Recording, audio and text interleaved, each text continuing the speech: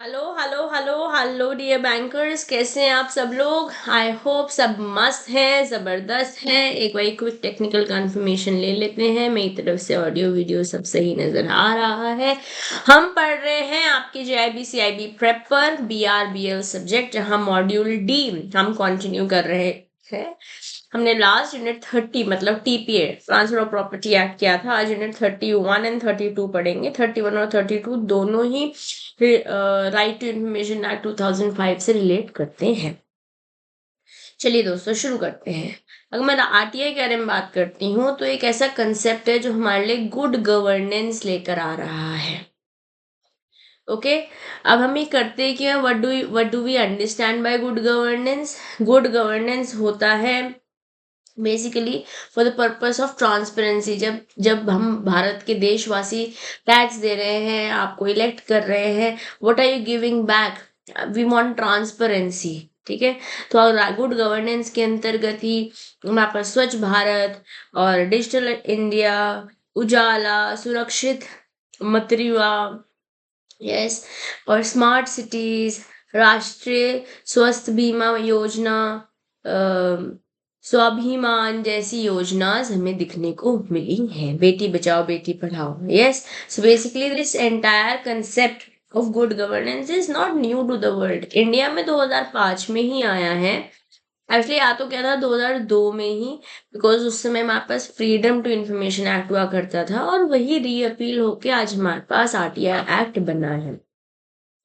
RTI में जब हम बात करते हैं तो हम ट्रांसपेरेंसी और अकाउंटेबिलिटी, जनता जवाब मांगती है इस अकाउंटेबिलिटी एंड ट्रांसपेरेंसी जो हो रहा है वो दिखे तो सही।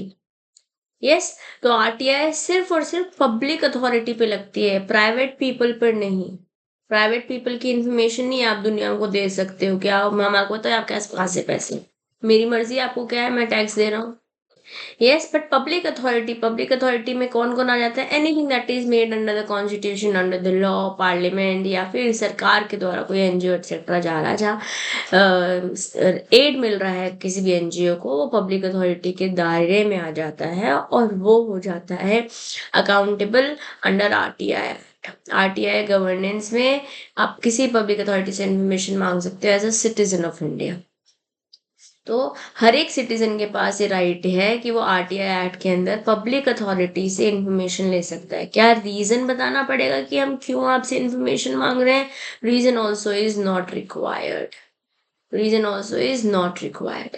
ठीक है, तो RTI 2005 इनैक्ट हुआ। एजेंडा था कि प्रैक्टिकल रिजाइम बनाया जा सके, right to information as citizens, ताकि जो इंफॉर्मेशन है जो पब्लिक अथॉरिटी के कंट्रोल में है उसमें ट्रांसपेरेंसी और अकाउंटेबिलिटी आ सके, और लोगों को as citizen of the country we can track the information whenever wherever so required। Of course जो फी वगैरह होगी वो आपको देनी पड़ेगी, बट ये फी भी एग्जेम्प्ट हो जाती है for people who are below poverty line.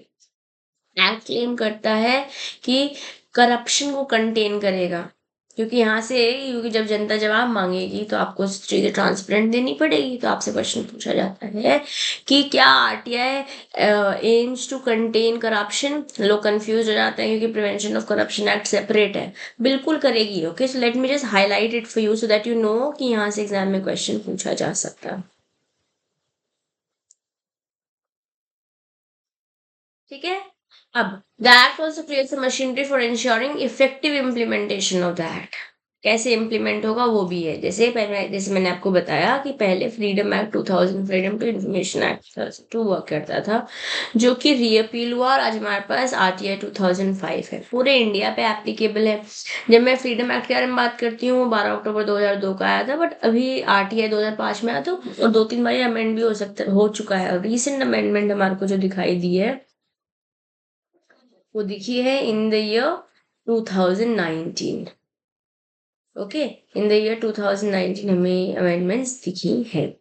अब जैसे कि मैंने आपको बताया कि ये एक्ट पूरे इंडिया पे एप्लीकेबल है। सेक्शन 1 सब सेक्शन 2 एनी किसी भी एक्ट का सेक्शन 1 बात करता है एप्लीकेबिलिटी के बारे में, और ये एक्ट कि सेक्शन 1 में बता रखा है पूरे इंडिया पे एप्लीकेबल है। जैसे कि हमने बताया 2019 में अमेंडमेंट आई थी। जो प्रोविजन यहाँ से रिलेट करते हैं वो है obligation of public authority designation of publication मतलब ड्यूटी क्या है, पब्लिक इंफॉर्मेशन ऑफिसर्स का डेजिग्नेशन क्या है, असिस्टेंट पब्लिक इंफॉर्मेशन ऑफिसर, जैसे पीआईओ है वैसे एपीआईओ है।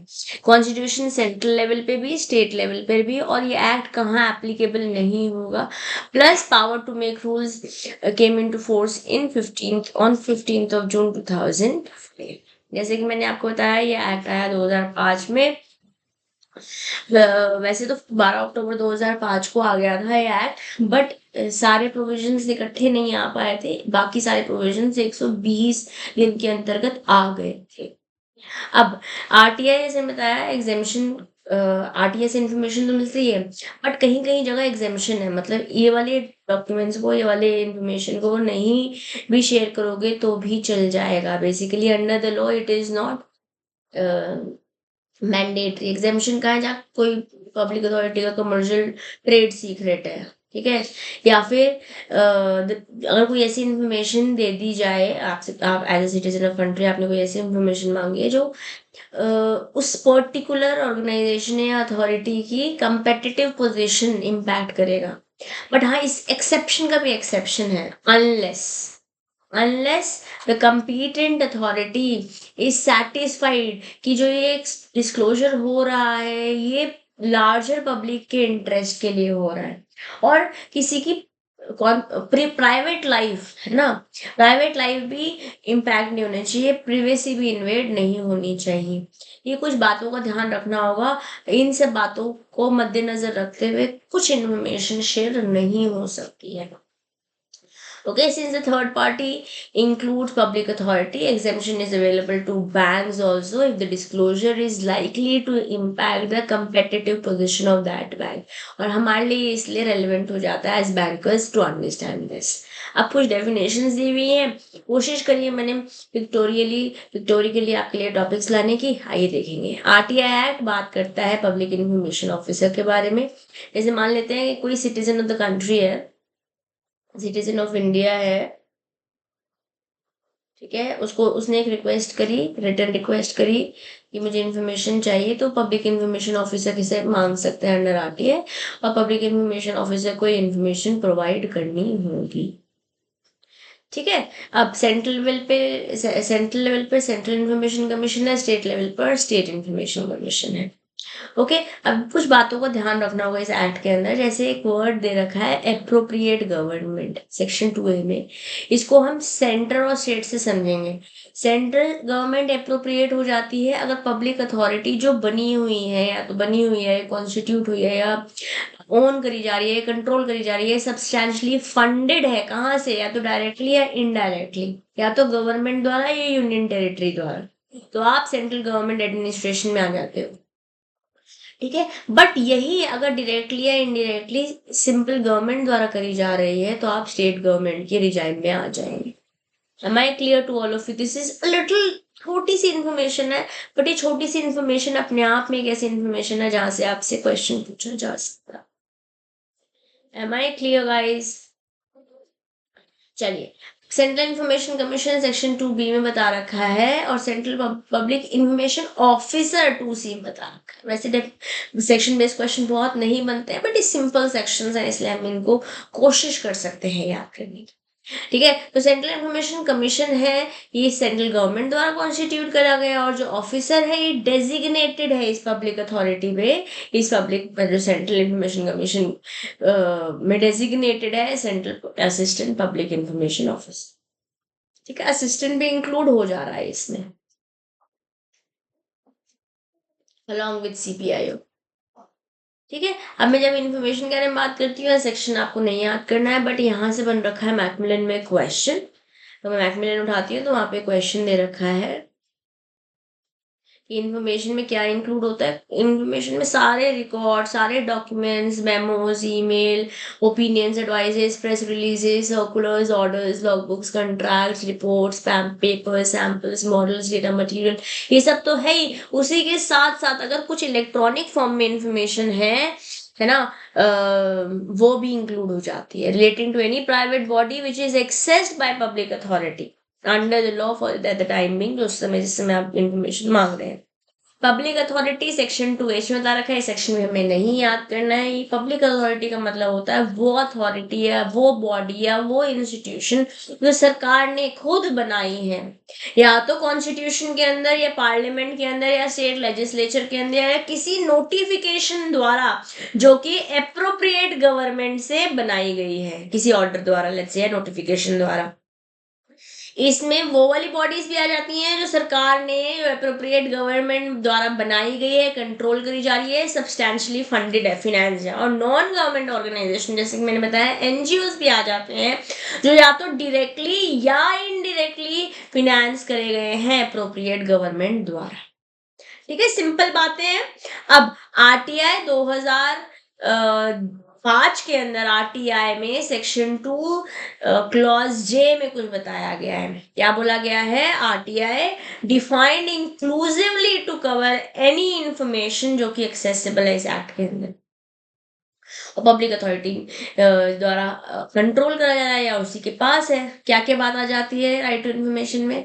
आप इंस्पेक्शन कर सकते हो, नोट्स ले सकते हो, एक्सट्रैक्ट्स ले सकते हो, सर्टिफाइड कॉपी के डॉक्यूमेंट्स के कॉपीज ले सकते हो, रिकॉर्ड्स ले सकते हो, सैंपल्स भी ऑब्टेन कर सकते हो, इलेक्ट्रॉनिक फॉर्म में भी इंफॉर्मेशन ले सकते हो। ये जो बात यहाँ स्क्रीन पर दिख रही है, सिमिलर लाइन पे मैकमिलन में बन रखा है क्वेश्चन, सिमिलर लाइन पर। ठीक है, फर्स्ट या सेकंड क्वेश्चन मैकमिलन का जो आफ्टर द चैप्टर दे रखा होता है वो सिमिलर लाइन पे बना हुआ है।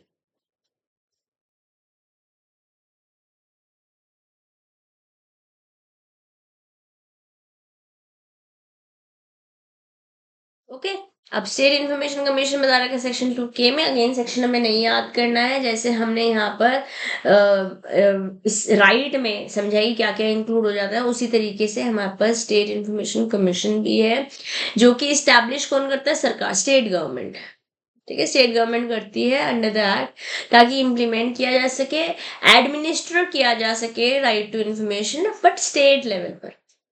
क्या प्रोसेस रहता है? इन्फॉर्मेशन अगर किसी बंदे को लेनी है तो एक जो सिटीजन ऑफ द कंट्री, सिर्फ कोई बंदा आया था, रह रहा है यहाँ पे 2 महीने से, उसे कुछ इन्फॉर्मेशन चाहिए, नहीं भाई, it is only for citizen of the country, या तो पब्लिक इन्फॉर्मेशन ऑफिसर को या असिस्टेंट पब्लिक इन्फॉर्मेशन ऑफिसर को आपको एक रिक्वेस्ट देनी है, फॉर्म फिल करना है, इंग्लिश में, हिंदी में या रीजनल लैंग्वेज में भी हो सकता है, इलेक्ट्रॉनिकली भी हो सकता है, फिजिकल फॉर्म भी हो सकती है। आपको इन्फॉर्मेशन मांगनी है, जो भी फीस है वो देनी पड़ेगी। अलग अलग चैनल्स अवेलेबल है हमारे पास, बट यहाँ पे एक बात ध्यान रखेंगे, जो बिलो पॉवर्टी लाइन है उनके लिए एग्जेम्पशन है, वहां पे फीस हो जाती है, नील हो जाती है। ठीक है, अब disposal of request, disposal of request मतलब ऐसे मान लेते हैं पब्लिक इन्फॉर्मेशन ऑफिसर के पास या असिस्टेंट पब्लिक इन्फॉर्मेशन ऑफिसर के पास, me as citizen of the country कुछ इन्फॉर्मेशन मैं मांग रही हूँ, तो या तो एक्सेप्ट रिक्वेस्ट एक्सेप्ट हो जाएगी या रिजेक्ट हो जाएगी। अगर एक्सेप्ट होती है तो डिस्पोज करनी पड़ेगी, एक जनरल इंफॉर्मेशन मांग रही हो तो 30 दिन के अंदर अंदर देनी पड़ेगी। अगर कोई ऐसी इंफॉर्मेशन मांग रही हो जो किसी की लाइफ पर इम्पैक्ट देने वाली है तो 48 आवर्स में बतानी पड़ेगी। ये डेटा इंपॉर्टेंट है, इसलिए मैं आपके लिए स्पेसिफिकली सेपरेटली लेकर आई हूँ, ये इंपॉर्टेंट डेटा है। ठीक है, अगर बंदा थर्ड पार्टी से ऐसे पूछ रहे हैं कि थर्ड पार्टी से रिलेटेड इंफॉर्मेशन दी जा सकती है, आंसर फॉल्स बोलेंगे, नहीं भैया दे सकते हो, 40 डेज के अंदर अंदर इंफॉर्मेशन देनी होगी। अगर ह्यूमन राइट्स को कोई चीज वायलेट कर रही है, ठीक है, तो वो 45 डेज में देनी होगी। ये इन्फॉर्मेशन मैं आपको चाहूंगी कि आप याद करें, इसलिए मैंने इसको मार्क भी कर दिया और मैं इसे हाईलाइट भी कर देती। ठीक है, और ये नोट्स मैं आपके साथ JIBC प्रेप ऐप में फ्री मटेरियल सेक्शन में शेयर कर दूंगी। अब डिस्पोजल ऑफ रिक्वेस्ट कैसे जाएगा? देखो, एक तो हमने जब हमने एक्सेप्ट कर ली, आपकी रिक्वेस्ट एक्सेप्ट कर ली, यहाँ पे हो सकता है आपकी रिक्वेस्ट रिजेक्ट हो जाए। तो अगर रिक्वेस्ट रिजेक्ट हो रही है तो उसका रीजन बताना पड़ेगा, क्यों हो रही है रिक्वेस्ट रिजेक्ट। ठीक है, period with in which the appeal against such rejection be made, ये भी बताना पड़ेगा कि मैंने आपकी रिक्वेस्ट रिजेक्ट तो कर दिया as a principal information officer, sorry public information officer, but अगर आप इसकी अपील करना चाहते हैं तो इतने दिन के अंदर आप अपील करेंगे कि भैया मेरी रिक्वेस्ट क्यों आपने रिजेक्ट करी। और जो भी एपिलेट अथॉरिटी है, मतलब ऐसा होता है ना कि जैसे DRT से DRAT जाते हैं, है ना, उसी तरीके से आप PIO से सेंट्रल लेवल पे, स्टेट लेवल पे एपिलेट अथॉरिटी के पास जाओगे तो उसकी डिटेलिंग्स भी बतानी पड़ेगी। ओके, ये इस तरीके से आप डिस्पोज करेंगे। अपील कैसे जाती है? सेंट्रल गवर्नमेंट इस्टेब्लिश करती है सेंट्रल इंफॉर्मेशन कमीशन और स्टेट गवर्नमेंट इस्टेब्लिश करती है स्टेट इंफॉर्मेशन कमीशन। ओके, और with in the jurisdiction applicable होती है। फंक्शंस क्या है इस इंफॉर्मेशन कमीशन में, चाहे स्टेट लेवल पे हो चाहे सेंट्रल लेवल पे हो, ठीक है। यहाँ पे क्या होगा, CIC या SIC, स्टेट या सेंटर रिसीव करती है, इन्वेस्टिगेट करती है कंप्लेन जब भी कोई रिक्वेस्ट आती है इंफॉर्मेशन की। मान लेते हैं it was not accepted by CPIO, या फिर access to information was denied, accept नहीं करी है तो इंफॉर्मेशन कमीशन ने, मैंने आपका एक एप्लीकेशन भेजी, आप CPIO है या SPIO और आपने मेरी रिक्वेस्ट एक्सेप्ट नहीं करी, या फिर मेरी रिक्वेस्ट को डिनाई कर दिया, या कोई इन्फॉर्मेशन का रिस्पॉन्स ही नहीं दिया, मैंने तो अप्लाई किया था बट आपकी तरफ से कोई रिस्पॉन्स ही नहीं आया, या फिर कोई ऐसी फी मांग ली जो अनडिजायरेबली अनरीजनेबल है, ठीक है। ये इन्फॉर्मेशन जो दी तो मिसलीडिंग थी, फॉल्स थी, इनकम्प्लीट थी, इन्फॉर्मेशन दी तो इन सब केसेस में CIC या SIC व्हाट्सोएवर यहाँ पे इन्वेस्टिगेशन भी कर सकती है, आप पे कड़े तहकीकात भी बिठा सकती है। तो अपील का क्या प्रोसेस है, मान लेते हैं कि एप्लीकेंट को टाइमली रिस्पांस नहीं मिला, जो कि जनरली 30 डेज होता है, नहीं मिला, या डिससेटिस्फाइड है वो CPIO के डिसीजन से, तो एक सीनियर ऑफिसर को, मतलब जो भी पब्लिक इन्फॉर्मेशन ऑफिसर था, उसके सीनियर रैंक के पास जा सकते हो, कितने दिन के अंदर अंदर, within 30 days from the expiry of the response time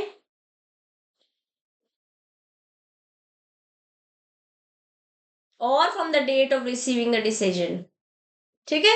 अब अपील्स में थर्ड पार्टी इंफॉर्मेशन भी हो सकती है, वो with in 30 days of the order pass करनी होगी। और सेकंड अपील, मतलब मान लेते हैं आप PIO से सेटिस्फाइड नहीं थे, आप फर्स्ट अपील लेके गए, अब सेकंड अपील भी यहाँ पे प्रोविजन अवेलेबल है, बट ये 90 डेज में कटा होगा। फर्स्ट अपील 30 डेज में, second appeal 90 days appellate authority से। जैसे मान लेते हैं 1 जून से वो ऑर्डर आया था आपका PIO से, तो 1 जुलाई तक आप जा सकते हो फर्स्ट अपील लेके। फर्स्ट अपील से सेटिस्फाइड नहीं हो, उनका उनका लेट से आ गया था डिसीजन 1 सितंबर या 1 अगस्त, ठीक है। अब यहाँ से 90 डेज के अंदर आप सेकेंड अपील कर सकते हो, ठीक है। तो ये डेटा हमारे लिए बहुत इंपॉर्टेंट है, ये हमें बिल्कुल अच्छे से समझना है, अपने दिल में भी उतारना है। So I'm just putting it, highlighting it so that you know that you need to work on this when you get the news. Am I clear to everybody?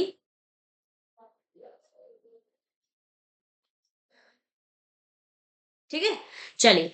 अब टाइम फ्रेम क्या है, अपील वैसे तो 30 days में हो जानी चाहिए dispose, okay. Appeal generally 30 days में हो जानी चाहिए, बट अगर एक्सटेंशन हो रहा है तो 45 डेज होगा। और यहाँ पे रीजन बताना पड़ेगा कि क्यों आपने एक्सटेंशन किया है, रीजन बताना पड़ेगा कि 15 डेज का अगर हुआ भी है तो रीजन आपको एज अ PIO और APIO whosoever is taking care of the